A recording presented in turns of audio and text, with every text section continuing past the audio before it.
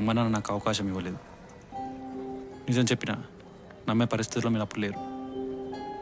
రఘుకి మీ sister అంటే ఎంత ఇష్టమో తెలుసా కార్తీక్? తన జ్ఞాపకంగా మా పాపకి అంజలి అని పేరు పెట్టుకున్నాడు.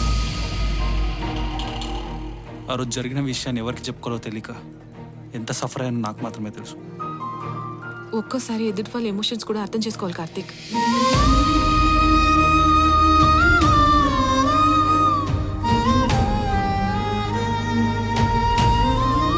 డాడీ, మీరు అనుకున్నట్టే గోల్ సాధించాను కదా, ఇప్పుడు హ్యాపీయా?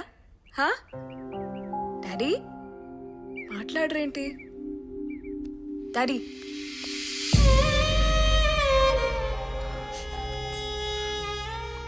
ఏంటి డాడీ చిన్న పిల్లాడిలాగా కన్నీళ్ళేంటి? నాకు మాట ఇస్తావమ్మా? అడగండి డాడీ. ఒక తండ్రిగా జీవితంలో నన్ను ఓడిపోలేకుండా చూసుకుంటావమ్మా? డాడీ నిన్ను ఎప్పుడూ ఓడిపోనివ్వను. నన్ను గెలిపించడం కోసం నువ్వు ఓడిపోయావు కదా, అందుకే. నేను ఓడిపోవడం ఏంటి డాడీ? మీరు దగ్గరుండి మరీ నన్ను గెలిపించారు కదా. నేను మీ నాన్నను మాత్రమే కాదమ్మా, ఐఎమ్ ఆల్సో ఎ ఫ్రెండ్. నీ మనసులో ఏముందో నేను తెలుసుకోలేనా?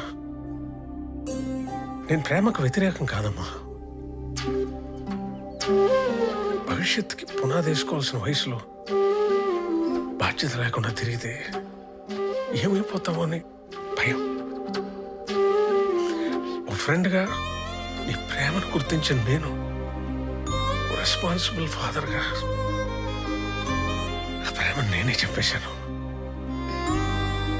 వేషంతో కాదమ్మా, నీ మీద ప్రేమతోనే.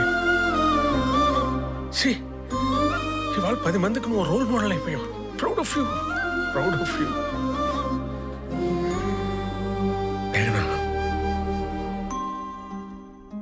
నేను అందరి పేరెంట్స్ లాగా ఎన్ఆర్ఐ సంబంధం ఉందను, అత్త కొడుకున్నాడను, మావయ్య కొడుకున్నాడను ఆప్షన్స్ ఇవ్వను.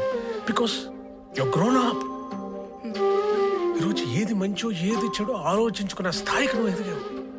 ఎస్ ఐ నో, చాలా మంది అబ్బాయిలు నిన్ను డిస్టర్బ్ చేశారు. బట్ నా తర్వాత నిన్ను పూర్తిగా అర్థం చేసుకుంది కార్తిక్ ఒక్కడే. కార్తిక్ని మనం డిస్టర్బ్ చేశాం తప్ప అతని వల్ల మనం ఎప్పుడు డిస్టర్బ్ అవ్వలేదు. I think Karthik is your best option.